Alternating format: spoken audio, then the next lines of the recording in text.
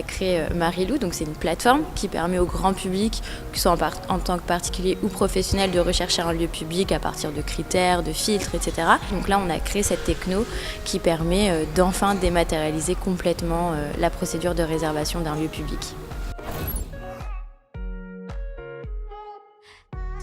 Alors c'est mon associé Mehdi Anasseri qui est donc l'autre cofondateur et qui est le président de Marilou, qui voulait organiser son anniversaire et qui s'est aperçu pendant sa recherche qu'en fait il y avait plein de lieux publics ouverts à la location dans lesquels organiser son anniversaire avec plein d'avantages, et il s'est dit mais c'est incroyable tout ce patrimoine qui dort, il faut en faire quelque chose, et c'est comme ça que l'idée lui est venue. On travaillait ensemble, moi je suis juriste en droit public de formation, donc il est venu chercher ma compétence en droit public pour mener à bien le projet.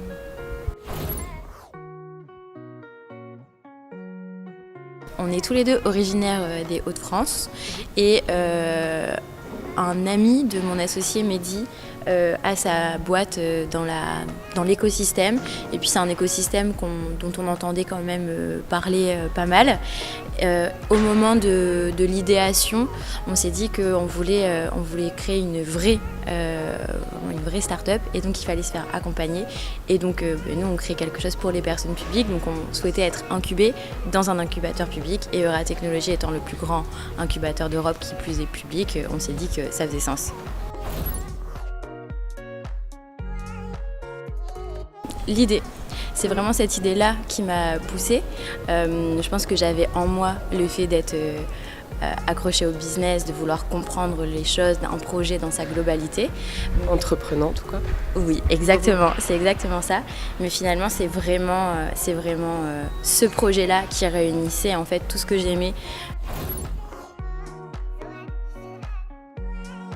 Cette semaine, notre site sort et live, parce qu'avant on s'appelait Mamerilou, c'est comme ça qu'on était connus, et donc là on devient Marilou officiellement pour tous, donc c'est un grand pas pour nous. Et puis ensuite c'est d'aller convaincre le plus de personnes publiques possible. On va aussi annoncer un certain nombre de partenariats et se déployer dans 5 régions un peu partout en France avant d'entamer l'attaque des 13 grandes agglomérations françaises.